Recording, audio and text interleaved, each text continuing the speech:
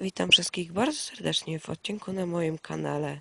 Dziś przedstawię Wam, jak zbudować taką wycinarkę stołową z dedykacją dla Dominika Górskiego.